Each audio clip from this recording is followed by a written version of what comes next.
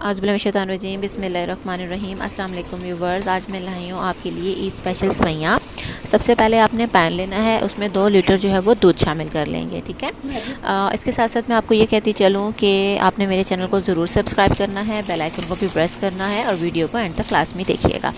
अब मैं इसमें शामिल करने जा रही हूँ सवैयाँ।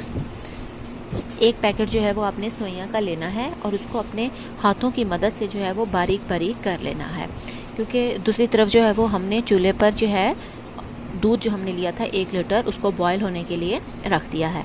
हाथों की मदद से आपने इसको बिल्कुल बारीक कर लेना है, छोटा छोटा करते चले जाएंगे ताकि जब हम इसको पैन में शामिल करें तो ये बाहर ना निकलें बल्कि पैन के अंदर ही अच्छे से डिज़ोल्व हो जाए।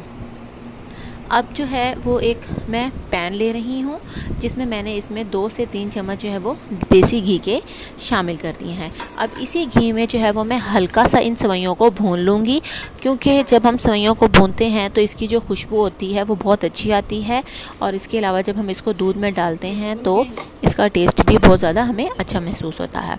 इसको जो है वो आपने 3 से 4 मिनट तक अच्छे से भून लेना है। और अब ये देखें, यहाँ पर जो है वो जो दूध बॉयल हो रहा था उसमें मैंने जो है वो 1 कप चीनी को ऐड कर दिया है। चीनी को शामिल करने के बाद जो है आपने इसको चम्मच की मदद से अच्छे से मिक्स कर लेना है ताकि जो है वो अच्छे से इसमें मिक्स हो जाए। अब जो है वो इसमें जो मैंने सवैयाँ घी में भूनी थी, अब दूध में मैंने इसे शामिल कर दिया है। दूध में शामिल करने के बाद जो है आपने इसको अच्छे से मिक्स करते चले जाना है ताकि जो है सवैयाँ इसमें पक जाएं। अब साथ ही मैंने इसमें बादाम शामिल कर दिए हैं, पिस्ते मैं इसमें शामिल कर रही हूँ, वो आपकी मर्ज़ी, आप जितना मर्ज़ी ले सकते हैं। और अब मैंने इसमें जो है वो गरी शामिल कर दी है, 1 कप जो है वो मैंने इसमें गरी शामिल कर दी। अब जो है वो मैं इसको अच्छे से मिक्स कर लूँगी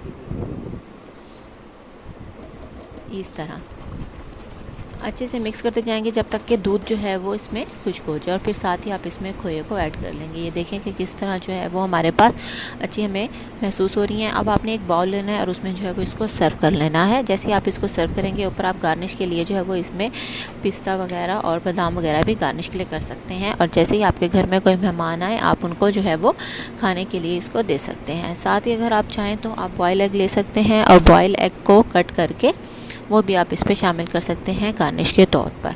आपने चैनल को ज़रूर सब्सक्राइब करना है, वीडियो को वॉच करना है फुल और बेल आइकन को भी प्रेस करना है और एंड तक आपने इस वीडियो को ज़रूर देखना है और इस रेसिपी को आपने ईद पर ज़रूर ट्राई करना है।